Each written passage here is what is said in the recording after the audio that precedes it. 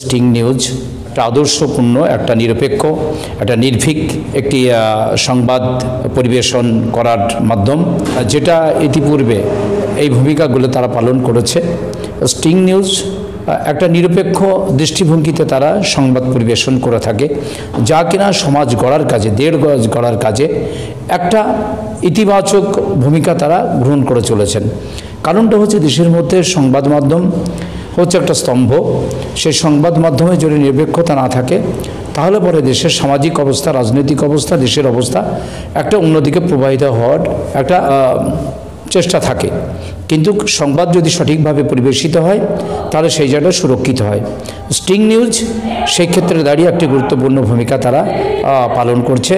এই আজকের এই শুভ দিনে 2024 সালে পবিত্র দিনে স্টিং নিউজ তার সংবাদ পরিবেশনার ক্ষেত্রে দাঁড়িয়ে আরও বেশি করে তারা গুরুত্বপূর্ণ ভূমিকা পালন করবে এবং মানুষের পাশে গিয়ে দাঁড়াবে। আমরা দেখেছি অনেক বড় বড় খবর অনেক সময় ঢাকা পড়ে যায়, যেটা আসা দরকার, সংবাদ মাধ্যমে প্রকাশিত হওয়া দরকার, মানুষের কাছে পৌঁছে যাওয়া দরকার, কিন্তু সেই ক্ষেত্রে উপেক্ষিত হয়।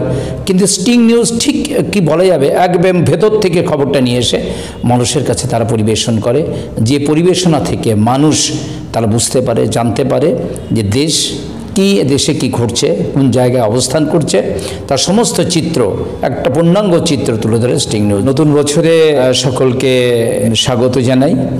নতুন বছর প্রত্যেকের কাছে আশীর্বাদ স্বরূপ হোক। পুরো দিনের যে সমস্ত মলিনতা, দুঃখ কষ্ট সব ভুলে গিয়ে নতুনকে আহ্বান জানানো, এই নতুনের মধ্যে দিয়েই আমাদেরকে এগোতে হবে।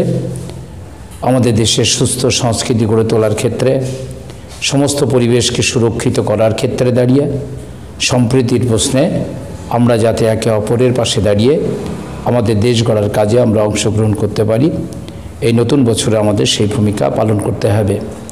আমরা চাই এই নতুন বছরে গোটা ভারতবর্ষের অর্থনৈতিক, সামাজিক এবং রাজনৈতিক দিক থেকেও একটা স্বয়ম্বর হয়ে উঠুক এবং যারা বেকার ছেলেরা আছে তাদের চাকরির ব্যবস্থা হোক, যারা বয়স্ক মানুষ আছেন তাদেরও সুরক্ষিত হোক তাদের জীবন, অন্যদিকে নারীদের সুরক্ষা, সমস্ত স্তরের মানুষ যাতে সুস্থ থাকে, স্বাভাবিক থাকে, তার জন্যই আজকের এই পবিত্র দিনে আমি তাদের প্রতি এই শুভকামনা করি। সুবোধ বিশ্বাস, সিপিএম পার্টি তেহট্ট দক্ষিণ এরিয়া কমিটির সম্পাদক।